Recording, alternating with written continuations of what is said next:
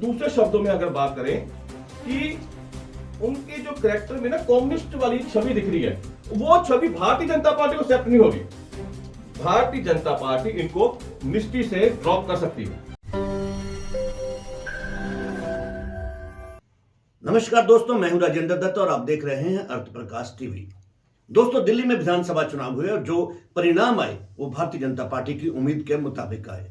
Bharatiya Janata party एक बड़ा बहुमत लेकर दिल्ली की सत्ता पर एक लंबे अरसे के बाद, लगभग 27 साल बाद दिल्ली की सत्ता पर काबिज हो गई। अब कौन होगा दिल्ली का मुख्यमंत्री, इस पर चर्चा हो रही है, क्योंकि भारतीय जनता पार्टी की रणनीति रही है जिसका नाम अक्सर चर्चा में रहा है, वो मुख्यमंत्री नहीं होता। मुख्यमंत्री हमेशा ही कोई ऐसा चेहरा होता है जिसके बारे में लोगों ने सोचा भी नहीं होता है। मेरे साथ हैं डॉक्टर स्वास्तिक शर्मा, जिन्होंने दिल्ली की विधानसभा चुनाव में ग्राउंड जीरो पर काम किया। इससे अलावा डॉक्टर साहब और मैंने जो एग्जिट पोल किया था, डॉक्टर साहब के मुताबिक वो एग्जिट पोल जो था वो एकदम सटीक गया, क्योंकि उन्होंने दिल्ली की विधानसभा चुनाव में जितनी सीटें दिखाई थी भारतीय जनता पार्टी को, लगभग उतनी ही सीटों के साथ भारतीय जनता पार्टी जो है उसने सत्ता पर जीत हासिल की है, दिल्ली की सत्ता पर। इसके अलावा हरियाणा में भी जो राजनीतिक उथल पुथल है उस पर भी हम चर्चा करेंगे। मेरे साथ है डॉक्टर स्वास्तिक शर्मा, जो अर्थ प्रकाश के चीफ रिपोर्टर हैं और एक पॉलिटिकल एनालाइजर भी हैं। डॉक्टर साहब, सबसे पहले तो आपका स्वागत है हमारे स्टूडियो में। नमस्कार राजेंद्र जी, और उसके बाद अर्थ प्रकाश के तमाम दर्शकों को मेरा नमस्कार। डॉक्टर साहब, विधानसभा चुनाव हो गए, उसके बाद परिणाम आ गए और आशा के मुताबिक, जैसा कि हम लोगों ने एग्जिट पोल किया था और जो आपने बताया था उसका एक स्टिक एग्जिट पोल था, उसके मुताबिक उसी तरह से उतनी ही सीटों के साथ भारतीय जनता पार्टी जो दिल्ली की सत्ता पर काबिज हुई है। अब सबसे बड़ी बात है कि कौन हो सकता है दिल्ली का मुख्यमंत्री। क्या लगता है आप, किसका नाम आपको लगता है कि सामने आ सकता है? देखिए राजेंद्र जी, दिल्ली के मुख्यमंत्री के लिए काफी नाम आए थे। जैसे ही चुनाव का रिजल्ट आया उसी समय से ये सभी कयास लगा रहे हैं कि ये लोग दिल्ली के मुख्यमंत्री बन सकते हैं, ये नेता। उसमें दुष्यंत गौतम का भी नाम था, प्रवेश वर्मा का, और उसके बाद कुछ हद तक स्मृति ईरानी का भी नाम चला था। तो और भी ऐसे लीडर थे जिन्होंने अंदाजा लगाया था ये दिल्ली के मुख्यमंत्री बन सकते हैं। लेकिन जो सबसे पहले जो नाम, सबसे पावरफुल नाम है वो प्रवेश वर्मा का है। और प्रवेश वर्मा का इसलिए क्योंकि उनके फादर भी रहे हैं, साहब सिंह वर्मा दिल्ली के मुख्यमंत्री हैं, और कुछ हद तक आरएसएस और बीजेपी की इस नाम पर सहमति बन रही है कि आप प्रवेश वर्मा को दिल्ली का मुख्यमंत्री बना दें। उसका कारण यह है कि प्रवेश वर्मा ने अरविंद केजरीवाल जी को इस इलेक्शन में शिकस्त दी है। और उसके सिटिंग सिटिंग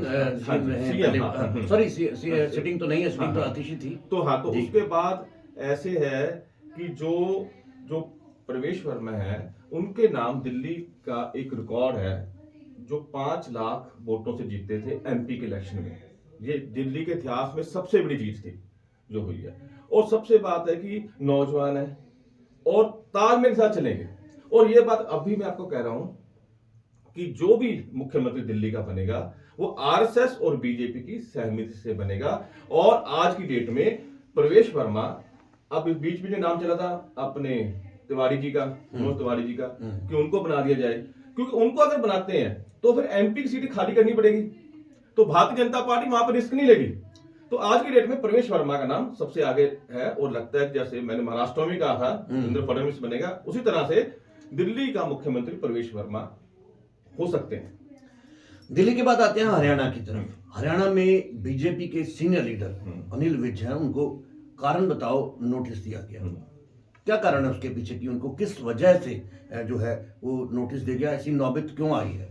देखिए, सबसे पहले मैं एक बात क्लियर कर देना चाहता हूं कि हम सब बैठकर यहाँ पर एनालाइज कर रहे हैं। जी जी, बिल्कुल। एनालाइज होता है परिस्थितियां, समय, वक्त और स्थान को देखकर। अगर हम एनालाइज कर रहे हैं, इन स्थितियों को ध्यान में रखकर कर रहे हैं, और कैसा हो सकता है, ऐसा हो सकता है। उसका कारण मैं आपको बताता हूं। जो हरियाणा, देखो, तीसरी बार सरकार बनने के बाद भी हरियाणा डिस्टर्ब रहा है, सेकंड टर्म में भी डिस्टर्ब रहा था। तो ये जो बातें हाईकमान की नोटिस में थी, तो अब जो विज साहब की स्टेटमेंट है, और विज साहब के बारे में बताता हूं आपको मैं। नो डाउट कि 7 बार एमएलए विधायक बने हैं और उसके बाद सीनियर लीडर हैं। और अब मैं बताऊंगा कि ये जो कारण बताओ नोटिस है वो क्यों आया, कौन सी परिस्थितियां थी जो विज साहब को बार बार ये फेस करना पड़ रहा है इस तरह की दिक्कत पार्टी में, तो हमें इसके लिए पिछली बैकग्राउंड में जाना पड़ेगा। जब तक हम पिछली बैकग्राउंड में जाएंगे तो हम ये एनालाइज नहीं कर सकते इस बात को, ठीक है। और आपने देखा कि अनिल विज को जो कारण बताओ नोटिस दिया है, नो डाउट कि उन्होंने ये बयान दिया इलेक्शन के दौरान, मुख्यमंत्री कि उड़न खटोले में बैठते हैं, नीचे जनता की आवाज नहीं सुन रहे, और उसके बाद उन्होंने ये कहा कि हमारे अधिकारी बात नहीं सुन रहे। अब मैं आपको वो बातें बताऊंगा राजेंद्र जी जो फैक्ट है जी। मैं किसी का, देखो मेरे गुरु ने भी एक बात कही थी कि आप व्यक्तिगत तौर पर किसी भी पार्टी को चाहे वोट दो, लेकिन अगर आप चेयर पे हो तो आपके लिए सभी एक जैसे हैं। बिल्कुल ऐसे हाँ, पत्रकार होना, बिल्कुल पॉलिटिकल एनालाइज होना, हाँ, तो आप अपनी चेयर के साथ हमेशा न्याय करना। बिल्कुल। अगर आप जिस दिन न्याय नहीं कर सके उस दिन आप पत्रकारिता ये छोड़ देना। हाँ, न्यूट्रल रहना, यहाँ हाँ, पे इस सीट पर बैठकर न्यूट्रल रहना हाँ, बहुत और जरूरी बात ये है कि मेरे गुरु का नाम भी राजेंद्र है और आपका नाम भी राजेंद्र है, तो मैं आपकी आज्ञा से ये शुरू करता हूँ, प्रोग्राम की आज्ञा है तो मैं आप शुरू करता हूँ। हाँ, बिल्कुल बिल्कुल बिल्कुल सही है। तो अब मैं बताता हूं। तो आपने देखा अनिल विज जी का जन्म हुआ लुधियाना में जी, और उनका जो बचपन बीता रेलवे कॉलोनी में। देखिए आपको बताता हूं, जिस परिस्थितियों में हमारा बचपन बीता ना, वो दिमाग में ना वो छाप जिंदगी पर रहती है।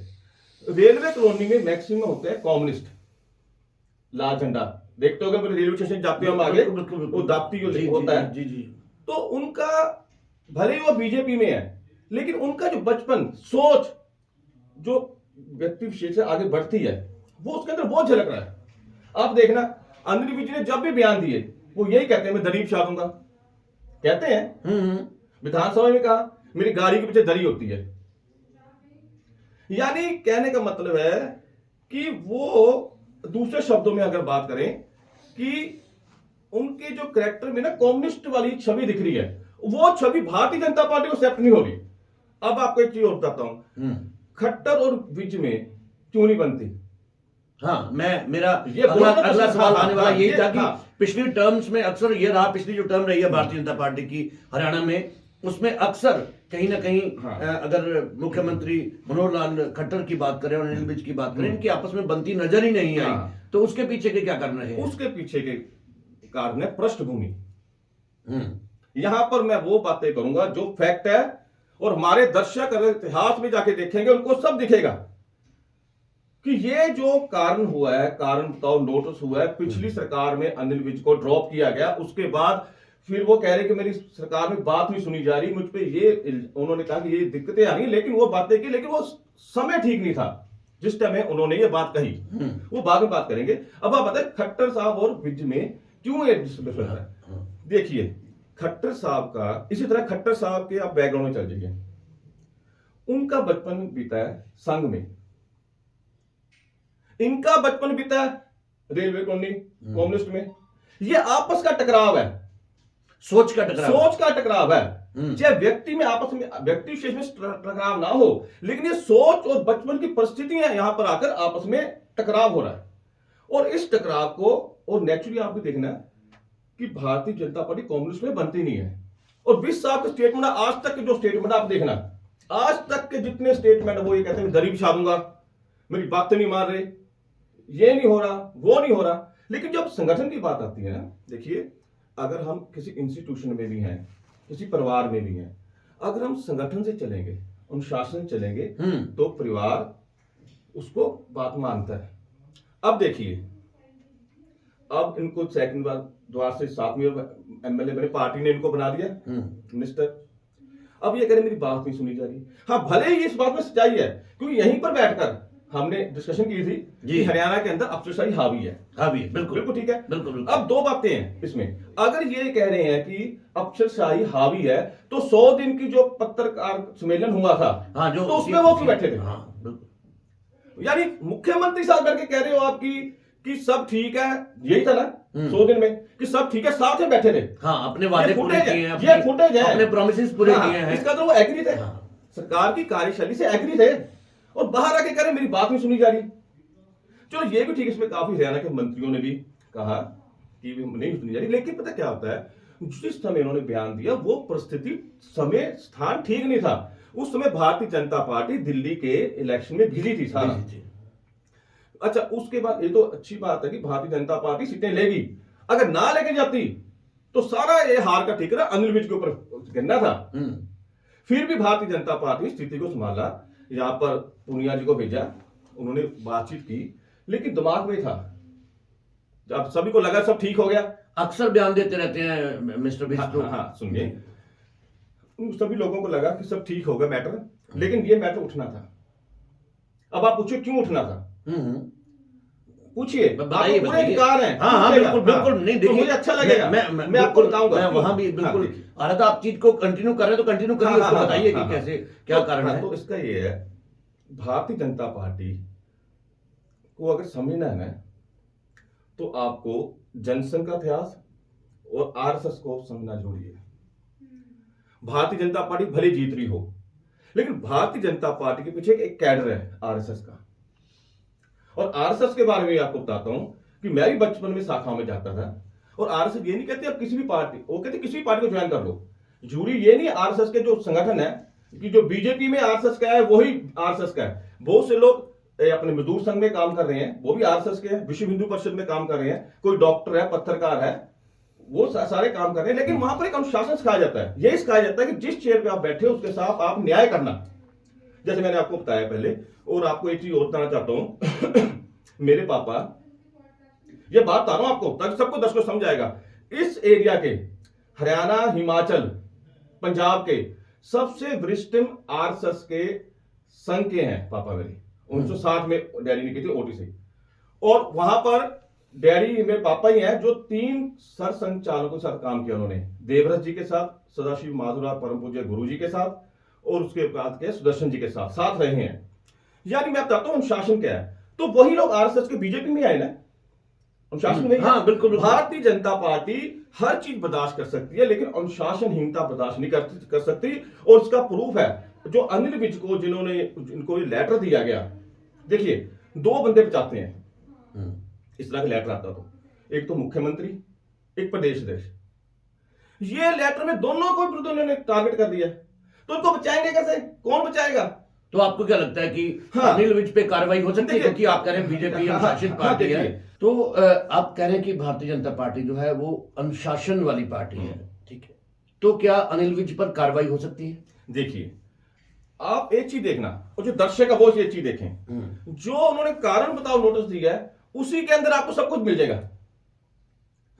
उसकी वर्डिंग पर आपको सब कुछ मिल जाएगा। ये कारण बताओ नोटिस प्रदेश अध्यक्ष ने दिया है, लेकिन with the concern of national president.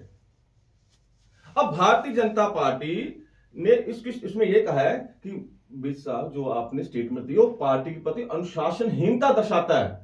आप 3 दिन के अंदर इसका एक्सप्रेशन कॉल कीजिए, और एक्सप्लेनेशन में वो क्या लिखेंगे, वो लिख देंगे कि हाँ मुझे दिक्कत हुई थी, अफसर ठीक नहीं थे, काम नहीं कर रहे थे, लेकिन पार्टी ये कहेगी इस बात का जवाब है, लेकिन उस बात का जवाब क्या देंगे कि पार्टी चुनाव में व्यस्त थी, उस समय आपने बयान क्यों दिया, आप 2 दिन रुक सकते थे, उस बात का आंसर नहीं है। बिल्कुल। अच्छा डॉक्टर साहब, मुझे एक बात बताइए, जैसा आप कह रहे हैं कि बीजेपी जो है आरएसएस जो उसके साथ में है वो बड़े अनुशासन वाली पार्टी है, शायद इसीलिए कहीं ना कहीं आज अगर बात करें तो पूरे भारत पर कहीं ना कहीं जो धीरे धीरे करके जो भारतीय जनता पार्टी है वो एक एक करके हर राज्य पर अपना राज्य जो है वो बनाती जा रही है, और लोगों का साथ उनको मिलता जा रहा है। कुछ स्टेट्स को छोड़ के, पंजाब की बात करें, वेस्ट बंगाल की बात करें या केरला की बात करें, तो कुछ स्टेट्स को छोड़कर बाकी स्टेटों में भारतीय जनता पार्टी जो है वो पूरी तरह आ चुकी है। लेकिन यहां मैं हरियाणा की बात करता हूं फिर से कि अनिल विज अक्सर ऐसे बयान देते रहते हैं। चुनाव से पहले भी उन्होंने कहा कि मैं मुख्यमंत्री पद का दावेदार हूं, ठीक है, अब उन्होंने कहा कि अफसरशाही नहीं सुन रही है, या कई बार वो अपनी भारतीय जनता पार्टी की कार्यशैली पर ही सवालिया निशान खड़े कर देते हैं। लेकिन 7 बार के विधायक हैं, शायद क्या इसीलिए भारतीय जनता पार्टी या आरएसएस की मजबूरी है वो उन पे कोई कार्रवाई नहीं कर रही है? ये उनकी मजबूरी है या उनकी मजबूरी उनके साथ रहना है? देखिए, आपने प्रश्न किया कि ये पहले क्या था आपने कि 7 बार के एमएलए हैं, हाँ जी, ठीक है जी, और बयानबाजी करते हैं, जी बिल्कुल, यही है जी। आपने जो प्रश्न किया उसका मैं आंसर पहले दे चुका हूं। बयानबाजी वहां पर होती है जहां पर आपकी सोच नहीं, डिफरेंट होती है। सोच मेरा नहीं मेरा होती। मेरा जो हम्म, मेरा बेसिकली सवाल ये है कि भारतीय जनता पार्टी उन पर कार्रवाई नहीं करती। वो 7 बार के एमएलए हैं, क्या इसलिए कार्रवाई नहीं कर पा रही है आप देखिए, कि वो कहीं गलत संदेश जाता है उनको साथ में रखना? क्योंकि अगर 7 बार जीते तो 8वीं बार भी जा सकते हैं। नहीं, ये आप देखिए, ये भारतीय जनता पार्टी अडवाणी जी और अटल जी वाली नहीं है, वो लीनियंट थी। लेकिन जो अब चल रही है भारतीय जनता पार्टी, आप इनकी बात कर रहे हो, रविशंकर प्रसाद, मेनका गांधी, वसुंधरा राजे, शिवराज चौहान, देवेंद्र फडणवीस मुख्यमंत्री को डिप्टी सीएम बनना पड़ा, ठीक है। अच्छा, इसके अलावा ये शांता कुमार जी, प्रेम कुमार धूमल का संख्या लीडर है, जिनको बीजेपी ने कर दिया, साइड कर दिया। अब भी जो एक्सप्रेशन गई है, अगर सुनिए, अगर कोई एक्शन नहीं लेना था ना, तो ये लेटर नहीं जारी होना था। अब भारतीय जनता पार्टी ये दिखाना चाहती है कि अगर मान लीजिए पार्टी बड़ी है, आप ये बताइए, आप 8 बार बन जाओ, 10 बार बन जाओ, 20 बार एमएलए बन जाओ, क्या आपको ये अधिकार मिल जाएगा कि आप अपने उसी संगठन के विरुद्ध बोलो, उसी संगठन के नेताओं के विरुद्ध बोलो? तो ये बताइए। तो आपको लगता है कि वो बात अलग है, आप एमएलए बन रहे हो, वो बात अलग है। लेकिन ये बात है तो अनिल विज पर क्या कार्रवाई हो सकती है? हाँ, कार्रवाई के अंदर उन्होंने स्पष्ट कहा, और कार्रवाई इसलिए करेंगे क्योंकि हाईकमान भी चाहता है कि अगर कार्रवाई नहीं हुई ना इस वक्त, तो जो बाकी एमएलए एमपी हैं वो कहेंगे इन पर भी तो हम भी जो मर्जी बोली चले। इस बार जो कार्रवाई होगी, मैं बताता हूं, अनिल विज नो डाउट भीष्म पितामह थे। अब मैं समझाता हूं आपको, एग्जाम्पल के तौर पर समझाऊंगा। महाभारत के भीष्म पितामह थे, लेकिन अपनी सोच के कारण आज वो अश्वत्थामा बन गए। पार्टी से निष्कासित नहीं होंगे, लेकिन जिस तरह से अश्वत्थामा की मनी छीन ली थी, उसी तरह से इनका मंत्री पद छीनकर इनको कहेंगे आप जनता की सेवा करो। लेकिन अश्वत्थामा वाले करैक्टर में आज की डेट में नो डाउट आ चुके हैं। लेकिन आगे फ्यूचर में क्या होगा, फ्यूचर की बात है। लेकिन जो भारतीय जनता पार्टी की परिस्थितियां चल रही हैं, तो वो परिस्थितियों के हिसाब से आने वाला वक्त हरियाणा के लिए बहुत चैलेंजेबल वक्त होगा, और नो डाउट कि भारतीय जनता पार्टी कोई बड़ा स्टेप उठाने के लिए तैयार है। उसने अपने इंडिकेशन दे दिए हैं, देखिए ना। हाँ, ये बात जी, और बोलिए। और बोलने की जरूरत नहीं, हाँ पहले कैसे हुआ है। डॉक्टर साहब, जैसा कि आपने बताया कि बीजेपी और अनिल विज की जो सोच है, आपने अभी कहा कि मनोहर लाल खट्टर के साथ उनकी सोच नहीं मिलती, वो कम्युनिस्ट सोच के हैं, आरएसएस एक अलग सोच की है। अगर इनकी आपस में सोच नहीं मिलती, तो एक जो व्यक्ति है, एक एमएलए है, जिसको लगातार पिछले 35 साल से या 30 साल तो हो ही गए हैं, जनता जो है उसको चुनकर बहुमत के साथ भेज रही है, जनता का नुमाइंदा है। तो अब तक मैं बात करूंगा कि पिछले 35 साल में या 30 साल में भारतीय जनता पार्टी ने उस पर कार्यवाही क्यों नहीं की, और अब कार्रवाई करने की जरूरत क्यों पड़ गई? तो देखिए, आपने ये बात कही कि अनिल विज 7 बार के एमएलए हैं, वो जीते हैं, पहले उन्होंने कार्रवाई क्यों नहीं की? देखिए, पहले ये परिस्थितियां मिली थी, हर चीज परिस्थितियों पर डिपेंड होती है। पहले अनिल विज बयान देते थे, लेकिन कोई भी बयान उस समय नहीं आया जो पार्टी खुद इलेक्शन में जूझ रही है। लेकिन इस वक्त समय के साथ देखिए, 30 साल और अब समय में बहुत फर्क हो गया है।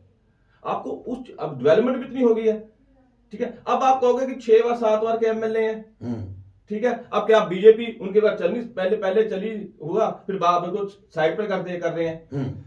ये तो मेरा यही है कि क्या यूज एंड थ्रो हो रहा है, या दूसरी, या बीजेपी, और अगर उनको अभी निकालते हैं, उन पे कार्रवाई करते हैं, 7 बार के जो एमएलए हैं उसको निकालते हैं, फिर बीजेपी और दूसरी पार्टियों में क्या फर्क रह गया? देखिए, ये बात है संगठन के अनुशासन की। आप मुझे एक चीज बताएं, आप ही बताएं, बीजेपी को साइड पे कर दो। अगर आप तो 30 साल से अनुशासन कहां था? नहीं, मैं आपको बता रहा हूं ना, अपनी बात पूरी होने दीजिए, बात सुनिए। आप काम कर रहे हो, आगे बढ़ रहे हो, ठीक है। क्या आपको ये अधिकार है कि अपने माता पिता, जो पार्टी भी एक माता कहते हैं, विश्वास कहते हैं, मेरी माँ है भारतीय जनता पार्टी, तो क्या आपको ये अधिकार मिल जाता है आगे कि आप चौक पर उसकी बेइज्जती कर दो? उस समय जब चुनाव थे, ये अनुशासन की बात है, ये व्यक्तिगत बात नहीं है। तो अनुशासन ने, भारतीय जनता पार्टी ये देखा कि ये जो स्टेटमेंट आई है, ये स्टेटमेंट सेंट्रल बीजेपी को फैक्ट कर गया इलेक्शन के टाइम में। हाँ, जो आपने बात कही है, ये तब हो सकता था अगर विज साहब ये जो स्टेटमेंट दी थी ना 2-3 दिन इलेक्शन कंप्लीट होने के बाद देते, फिर पिक्चर अलग होनी थी। तो लेकिन अब भारतीय जनता पार्टी, यानी हमें लगता है परिस्थितियों के हिसाब से कि हम एनालाइज कर रहे हैं कि भारतीय जनता पार्टी अब आर पार के अगर उस समय इग्नोर किया तो आज भी इग्नोर किया जा अब सकता आप है। बताइए, आप बताइए इग्नोर कब किया विज साहब को, ये बताइए। नहीं, आप ये मैं बताइए। उनके बयानों की बात कर रहा हूं, नहीं, मैं विज साहब की बात नहीं कर रहा हाँ, फिर हूं, वही मैं कह रहा उनके हूं। बयानों की बात कर रहा हूं। अगर उनके बयानों को हरियाणा के चुनाव के समय पे इग्नोर किया गया, दिल्ली के चुनाव के समय पे इग्नोर किया गया, तो अब कार्रवाई क्यों? मेरी बात सुनिए ना, इग्नोर नहीं, उनके दिमाग में अगर फैक्ट उल्टा पड़ जाता फिर क्या होता? आप ये बताइए। रही बात आप कह रहे हो कि भारतीय जनता पार्टी में विज साहब का क्या अस्तित्व है? होम मिनिस्टर बनाया पार्टी ने, पहले हेल्थ मिनिस्टर बनाया, 5 डिपार्टमेंट थे, होम मिनिस्टर बनाया, लोकल बॉडी मिनिस्टर थे, पार्लियामेंट वो भी मिनिस्टर थे, क्या होम मिनिस्टर का, हेल्थ मिनिस्टर थे, इतने बड़े विभाग दिए, फिर इनको ड्रॉप किया। पार्टी ने इनको प्यार किया हमेशा, फिर उसका ड्रॉप किया। पार्टी ने प्यार किया तो मिस्टर विज प्यार नहीं करते पार्टी? मैं बताता हूं सारी बातें बताऊंगा आपको मैं। पार्टी ने इनको ड्रॉप किया पिछले साल जो नायब सैनी बने, उस समय क्या परिस्थिति होती बताइए आप। राजेंद्र जी आप देखिए, आपने जो प्रश्न किया था कि पार्टी की क्या सोच है, आप ये बताइए जब नायब सैनी को मुख्यमंत्री बनाना था, राजभवन में मीटिंग चल रही थी, केंद्र के पर्यवेक्षक भी आए थे सारे, उस मीटिंग में विज साहब उठ कर गए थे। हाँ, उठ कर चले गए थे, बिल्कुल। वहां पर पार्टी ने कहा चलो कोई बात नहीं, और बाद में नाम भी तो नहीं सजेस्ट कराया गया, वो बाद में हुआ ना, वो बाद में हुआ। हाँ। ये वाला ये एक्चुअली, हाँ। तो इनको गए, पार्टी की अहम मीटिंग चल रही है। ये यहां पर हम बात कर रहे हैं विज साहब के कैरेक्टर के बारे में नहीं, उनकी कार्यशैली के बारे में बात नहीं हो रही है, ये बात हो रही है। वो तो बिल्कुल ठीक है, एमएलए बनते हैं, पार्टी को एमएलए मिल रहा है, वो बात अलग है। लेकिन यहां पर बात हो रही है जो लेटर जारी हुआ है, आप ये तो जो लेटर जारी हुआ है, क्या उन्होंने सोचा नहीं होगा हाईकमान ने कि लेटर हम किसके विरुद्ध कर रहे हैं, इसके क्या इम्पैक्ट पड़ेंगे? आप फिर भी पार्टियों के अंदर अनुशासन बड़ा होता है। अब देखिए उसके बाद देखिए जो एमएलए के इलेक्शन आई ना, विज साहब को टिकट दी पार्टी ने, 4th पता नहीं 5th नंबर पर सीनियरिटी में नाम था इनका। हाँ, बिल्कुल। टिकट दी, हाईकमान ने विश्वास किया, इलेक्शन जीते, फिर इनको मंत्री बनाया, फिर वही प्रॉब्लम। अब डॉक्टर साहब मेरी बात, अब हमारे पास समय की कमी है। मैं चाहता हूं कि आप हमारे दर्शकों को एक चीज क्लियर कर दें, उसके बाद हम समाप्त करते हैं प्रोग्राम को, कि कार्यवाही अगर हो सकती है, आपने कहा लेटर के अंदर सब कुछ है, आम आदमी को नहीं पता कि लेटर में क्या है। आप एक बार हमारे दर्शकों को यह बता दें कि अगर भारतीय जनता पार्टी का जो ऊपर जो अनुशासन प्रिय पार्टी है जो है, वो क्या कर सकती है, किस तरह की कार्यवाही हो सकती है अनिल विज पर? देखिए अभी तो पार्टी ने लेटर जारी की है, उस पर आंसर देंगे। अगर आंसर के हिसाब से ये पॉइंट रखेंगे, फिर पार्टी पूछेगी उनको, अगर संतुष्ट हुई फिर तो पार्टी कहेगी चलो कोई चक्कर नहीं, ये भी हो सकता है। लेकिन अगर ये हाई कमान को कन्विंस नहीं कर सके, लेकिन जो कन्विंस नहीं कर सकेंगे वो उस पॉइंट पर नहीं कर सकेंगे, बाकी तो ठीक है सब, कि वो कहेंगे कि अगर आपने स्टेटमेंट दी है, ये चुनाव दिल्ली चुनाव के पी के ऊपर क्यों दी है, उसके बाद वो हाँ उस बात का जवाब नहीं है। उस बात को देखते हुए जैसे आपने कहा कि सीनियर नेता भारतीय जनता पार्टी आज भी सीनियर नेता मान रही है, उनको आज भी मान रही है, उस कंडीशन में ये हो सकता है। मैं अपने दर्शकों को कहना चाहता हूं कि मैं एनालाइजर हूं, एनालाइज कर रहे हैं हम बैठकर। जी बिल्कुल, आपको क्लियर कर दें, भारतीय जनता पार्टी इनको मिनिस्ट्री से ड्रॉप कर सकती है। अच्छा, इनकी मिनिस्ट्री जो है, हाँ ये छीनी जा सकती है, जहां इस्तीफा देंगे। अगर नहीं इस्तीफे की बात होगी तो ये भी हो सकता है कि हरियाणा की पूरी कैबिनेट मिनिस्ट्री है, इसको रिजॉल्व करके दोबारा से बनाई जाएगी। सो दोस्तों, आने वाले समय में क्या होगा, क्या कार्रवाई हो सकती है अनिल विज पर? हमारे डॉक्टर साहब के कहने के अनुसार अगर जो अनिल विज है कारण बताओ नोटिस का जवाब देते हैं और हाई कमान उसे सेटिस्फाई नहीं होता है, तो हो सकता है कि जो इनके पास मिनिस्ट्री है वो मिनिस्ट्री भी जा सकती है। अगर आप सब देखना चाहते हैं, जानना चाहते हैं और कुछ कहना चाहते हैं, तो आप हमारे कमेंट बॉक्स में जाइए और कमेंट बॉक्स में जाकर कमेंट जरूर करें और देखते रहें अर्थ प्रकाश टीवी। डॉक्टर साहब, आप हमारे स्टूडियो आए, आपका बहुत बहुत धन्यवाद। धन्यवाद।